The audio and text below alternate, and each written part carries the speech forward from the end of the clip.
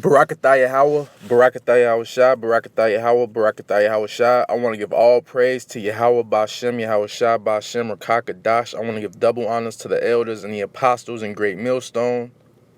And Barakatham to you brothers that's out here teaching this truth with faith and sincerity. And I wanted to go into this article that was published on the Independent 2 days ago. And the article's name is U.S. Generals and Politicians Thinking About Possibility of Nuclear War, Russia's ambassador to Washington says. And this thing is all biblical, man. Anything with nuclear wars that's got to do with America, Russia, China, this thing is biblical, man. Because in these days, we are supposed to hear of wars and rumors of wars, man. And this thing just keeps, these rumors of wars just keep popping up with these nuclear, dealing with these nuclear missiles, man. And I'm gonna go ahead and read some of the article. Russia's ambassador to the United States, Anatoly Antonov,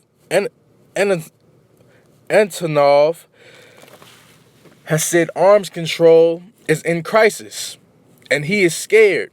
Washington has begun thinking about the possibility of winning a nuclear war. And the United States is not going to win this nuclear war, okay? Because World War III is going to happen. And when World War III happens, the climax of World War III will be nuclear missiles being shot from the ends of the earth, man. And it's going to end with America being totally destroyed, wiped off the map, a desolation, okay? In a rare public appearance since he took up the post in 2017, Mr. Antonov outlined Russia's concern over several U.S. withdrawals from armed treaties and called for greater recognition of the risk of arms proliferation, okay? And America pulling out of these arms treaties deals is bringing this thing closer to an end, man.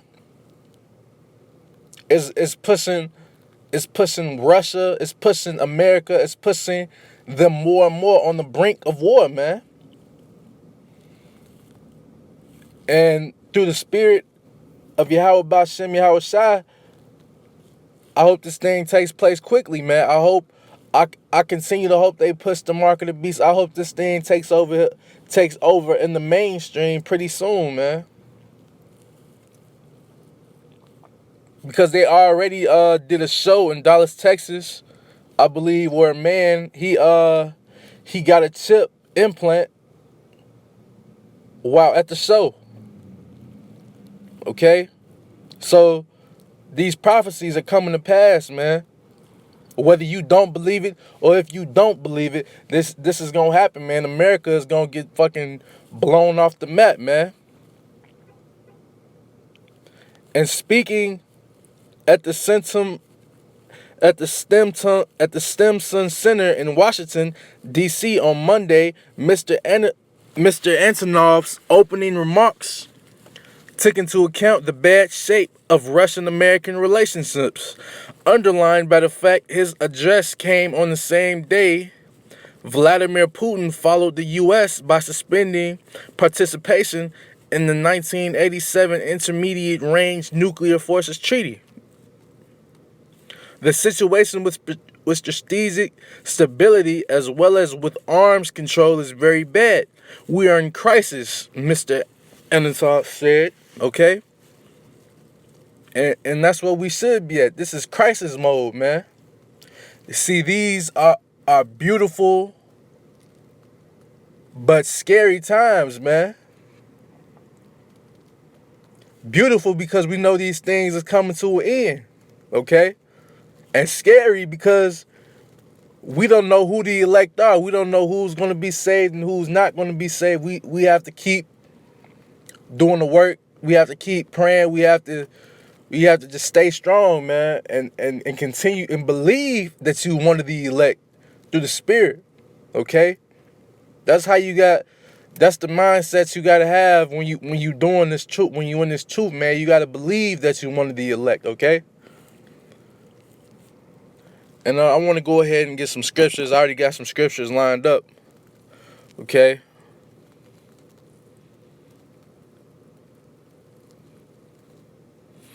I'm gonna start with Isaiah chapter 13, verse 5.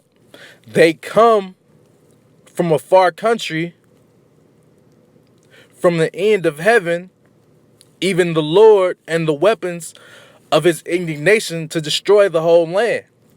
And that's talking about those nuclear missiles coming from America, those hypersonic ICBM missiles that Russia and China are developing that can be launched from Russia, from China, and reach over in America in 30 minutes, man.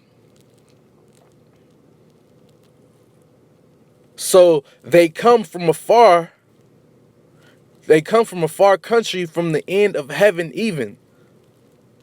The weapons of his indignation to destroy the whole land, man. It can't get no simpler than that, man. If you can't see this, then that spirit of wisdom is not resting upon you, man.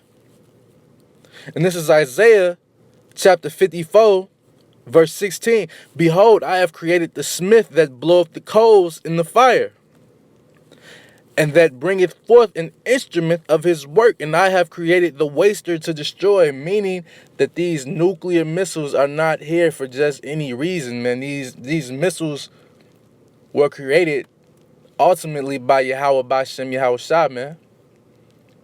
And they were created for this purpose, man. They were created for that day when America is going to get fucking blown off the map, man. They was created exactly for that day. And this is Joel, verse 2, chapter 3. A fire devoureth before them, and behind them a flame burneth. The land is as the garden of Eden before them. Meaning when these fucking devils first got over here, these fucking so-called white people, because your biblical name is the fucking Edomites. When you fucking devils first came over here, it was a forest. It was forest everywhere, man. Lush green vegetation everywhere, man. That's what I mean by it was a garden of Eden before them. But now in this day, when America gets destroyed off the face of the earth, and behind them a desolate wilderness, yea, and nothing shall escape them. So this place is America today is going to be turned into a desert, man. And this is Isaiah chapter 9, verse 5. For every battle of the warrior is confused noise, and his garments rolled in blood. Let me read that again. For every battle of the warrior is with confused noise, and his garments rolled in blood.